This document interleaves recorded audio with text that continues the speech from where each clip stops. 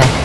Europe 1 Soir Week-end. 19h, 21h, Pascal de la Tour du Pin. Il est 20h15. Bonsoir Aurélie Assouline, présidente du collectif du 7 octobre. Merci d'être avec nous dans ce studio sur Europe 1. Évidemment, on voulait vous entendre. On a vu et on a écouté dans le journal que Washington renforçait la sécurité autour des lieux de culte juifs. Après ce qui s'est passé, c'est horrible. 2 employés de l'ambassade d'Israël aux États-Unis, un jeune couple sur le point de se fiancer, je le rappelle, ont été assassinés froidement par un homme de 31 ans qui a ouvert le feu sur eux, qui leur a tiré dans le dos au cri de « Je l'ai fait pour Gaza » et qui a sorti un kéfier. 21 douilles ont été retrouvées. Je rappelle quand même les faits, hein. C'est pour ça qu'on en parle. Bruno Retailleau a demandé également en France de renforcer la sécurité autour des lieux de culte juif, mais pas seulement des lieux symboliques. On dit des lieux symboliques juifs, cet antisémitisme. Je voudrais qu'on écoute après Éric Coquerel qui a, la façon dont il a réagi à ce meurtre épouvantable. Aurélie Assouline, c'est terrible ce qui se passe aujourd'hui en France, d'autant plus qu'en plus nos relations se tendent avec Israël. La communauté juive de France, effectivement, est encore une fois dans une situation qui est extrêmement délicate. Oui, et qui ne diminue pas depuis le 7 octobre. Alors, ça a toujours été un sujet, l'antisémitisme, mais effectivement, depuis le 7 octobre, c'est grandissant, c'est international. L'Occident y a sa part, on y reviendra, mais on voit bien que des assassinats, des meurtres, des attentats de juifs, parce que juifs, sous l'excuse d'Israël ou pas, peu importe, puisqu'on sait très bien que c'est une excuse, Israël. C'est la volonté de tuer des juifs et de faire du mal à cette communauté, à ce peuple, qui est mis en avant. On l'a vu, l'attentat de la Griba en Tunisie qui a fait 3 morts. On a vu Amsterdam, ce qui s'est passé après le match de foot. On a vu le rabbin à Orléans, le septuagénaire dans le Gard. On a là Washington. Enfin, on enchaîne dans le monde entier les situations. Il n'y a pas que la France, bien sûr, effectivement, c'est mondial. Non, pas que la France. Il y a eu un incendie en Australie aussi dans une synagogue. Enfin, c'est. Ouais. Le constat est absolument édifiant. Chaque pays essaie de protéger sa communauté. Vous vous sentez comment, vous, en France ? Je pense que comme tous les juifs de France, à un moment donné, je me suis moi aussi posé la question si je devais partir vivre en Israël. Je n'en ai pas l'intention, je n'en ai pas envie. La France est mon pays, j'y suis né, j'y ai grandi, je l'aime, plus que tout au monde. Et pour autant, oui, vous effectivement, je fais partie. Sécurité en France. Mais bien sûr que non, je fais partie de ceux qui ont changé leur nom de famille sur Uber. Enfin, c'est tout à fait normal, ça s'entend. Parce qu'on parle de meurtre, on parle d'assassinat, on parle d'attentat, mais des actes d'antisémitisme au quotidien, plus petits, plus pernicieux, moins voyants, il y en a tous les jours. Je voudrais qu'on écoute peut-être les mots d'Éric Coquerel qui a donc réagi à cet l'assassinat de ce couple, assassinat sauvage parce que juif, à Washington. Écoutez comment Éric Coquerel explique cet assassinat. Ma réaction, c'est qu'il faut très rapidement que s'arrête le génocide en cours à Gaza. Voilà ce que je vais vous dire. Parce qu'il est évident qu'à partir du moment où vous avez un tel déchaînement de violence, de haine, ça développe la haine de tous les côtés. Aurélie Assouline ? C'est indigne d'un élu de la République, déjà. Je pense qu'à partir du moment où on justifie le meurtre de citoyens dans le monde, peu importe, par rapport à un supposé génocide, puisque personne n'a jamais attesté qu'il y avait un génocide. La problématique de Gaza, elle est très simple. On parle de plus en plus de génocide depuis qu'on a stoppé les aides humanitaires pour mettre la pression au Hamas sur les territoires de Gaza, pour plusieurs raisons.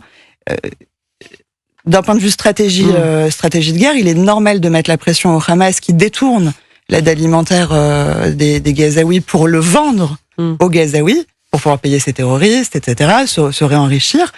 Et donc, forcément, il faut trouver des moyens, parce que souvent, c'est aidé en plus par des ONG, on en a déjà parlé sur ce plateau, donc il faut trouver des moyens. Les États-Unis aident, la France n'a jamais aidé, à part attaquer Israël et les condamner, ils n'ont jamais aidé. Avec les États-Unis, il y a 5 hubs qui ont été mis en place avec des sociétés privées dans Gaza qui vont être protégées par l'armée israélienne.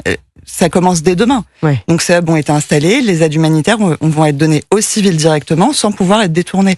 Mais à un moment donné, quand on veut attaquer, on attaque pour une raison ou alors on participe. Mais là, il y a ni raison, ni participation, ni solution proposée. Ouais. C'est juste des attaques. C'est faire gagner le Hamas. D'ailleurs, c'est pas pour rien que le Hamas a félicité les Anglais, la France de ses positions. Ouais. Vous pensez que la France n'en fait pas assez, ou en tout cas... Je pense qu'ils sont en train de lâcher, oui. Ils sont en train de lâcher. pression. Oui, sous la pression. La bien France sûr. lâche quoi? Sa communauté? La France lâche Israël, qui est en première ligne pour protéger et l'Occident et son propre territoire de cet islamisme politique qui s'insinue via l'islamisme politique sunnite, chiite, via les mollahs, via les frères musulmans. Enfin, on a déclassifié un rapport cette semaine. On sait que Israël et la France sont des objectifs du frérisme. Oui, des frères musulmans. Oui. Attendez, Philippe Guibert, je veux qu'on revienne sur ce rapport des frères musulmans qui a fait quand même couler beaucoup d'encre cette semaine. On peut peut-être en parler. Oui, Philippe Guibert, je vois réagir. Vous agitez sur votre fauteuil. Non, j'avais deux remarques dans cet assassinat évidemment antisémite. Moi, je veux aussi attendre l'enquête pour voir s'il n'y a pas une organisation politique derrière. Vu la préparation, vu ce qu'on expliquait tout à l'heure dans les informations. Mais quoi qu'il arrive, c'est antisémite, on est bien d'accord. Oui, bien sûr, mais il peut y avoir une dimension politique terroriste derrière cette affaire qui semblait quand même très organisée, avec des messages postés alors même que l'auteur des faits était prisonnier de la police. Donc il y a évidemment une dimension antisémite, mais il peut y avoir aussi une dimension politique qui mérite d'être regardée de près. Ouais. Ma deuxième remarque portait sur la politique israélienne, ce qui, pardon, nous éloigne un peu de la tragédie de Washington. Mais Israël... Enfin, là, il justifie en disant c'est pour Gaza. Oui. Quand même. Ça il explique, il ne justifie pas parce qu'il condamne. Mais Israël est un pays profondément divisé. J'y voyagé il y a moins de 10 jours. Il y a tous les samedis soirs à la fin de Shabbat de très nombreux manifestants qui protestent contre la politique de Netanyahou. Ouais. L'opinion publique israélienne est profondément divisée, mais il y a une légère majorité qui est hostile à la politique de Netanyahou. Et vous n'ignorez pas que dans les diasporas, en France notamment, il y a de profondes divisions et de profonds désaccords aussi avec la politique de monsieur Netanyahou. Donc je pense qu'il faut, sur l'aide alimentaire et l'aide humanitaire notamment, des camions sont enfin entrés dans Gaza sous pression américaine. Donc je avec crois... l'aide américaine. Oui, et puis sous pression américaine et occidentale aussi, parce que voilà, c'est une décision qui a profondément choqué, et qui a choqué en Israël, et qui a choqué dans la diaspora aussi. Donc voilà, la dimension antisémite de ce que je crains être un attentat, et pas simplement le geste d'un furieux, d'un illuminé antisémite, doit être aussi compris dans ce contexte. Il y a une montée très forte des tensions sur ce sujet, et de ce point de vue, je pense que c'est pas tout à fait comparable avec les agressions antisémites. Laissez Aurélie Assouline répondre, la présidente du collectif du 7 octobre. Je voudrais juste revenir sur l'aide alimentaire et le blocus qu'il y a eu, qui effectivement est une volonté de mettre la pression au Hamas. Je rappelle qu'avant ce dernier cessez-le-feu, on avait 1 800 000 tonnes de nourriture, de médicaments et de diverses fournitures de première nécessité qui étaient rentrées dans Gaza. C'est quand même... voilà. Ouais. Après, sur la volonté politique, oui, évidemment qu'il y a une volonté politique derrière cet assassinat antisémite. L'antisémitisme est manipulé par cet islam politique qui veut s'insinuer et qui a en France et en Israël repéré trois grosses problématiques. Le sionisme, la laïcité et la mondialisation. Non, mais alors, tiens, justement, ce rapport sur les frères musulmans qui a été publié cette semaine, peut-être Aurélie Assouline, qui, preuve à l'appui, effectivement, cartographie la présence des frères musulmans en France.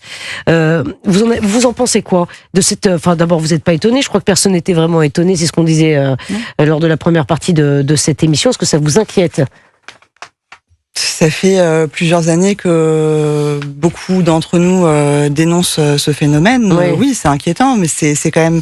Ce qui est rassurant, c'est que enfin la France ouvre les yeux sur cette problématique. On a fermé les yeux. C'est ce qu'on disait tout à l'heure avec Henri Guénaud. On a laissé faire. Enfin, c'est Henri Guénaud qui disait ça. Il était quand même l'ancien conseiller de Nicolas Sarkozy. La France a choisi, c'est pas un parti plus qu'un autre, de fermer les yeux pour avoir la paix sociale. C'est-à-dire, bon, oui, ça va aller.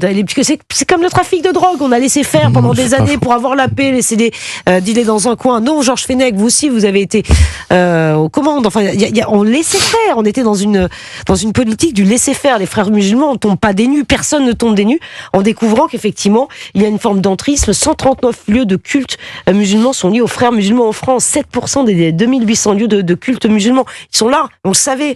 On ne découvre pas, Georges Fenech.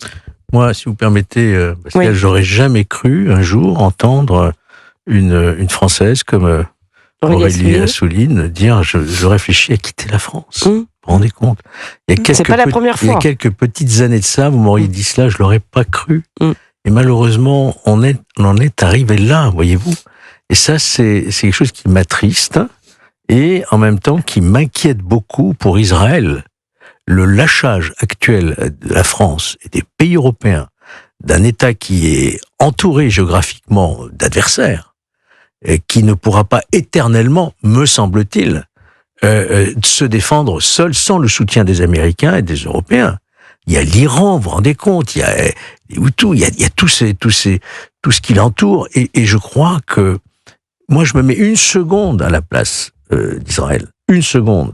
Ils ont encore une 50aine d'otages, dont 20 apparemment vivants. Mais qu'est-ce qu'on dirait 23. En France si on avait 20 otages détenus à Raqqa? Pourquoi le Hamas ne rend pas on resterait comme ça, les bras croisés?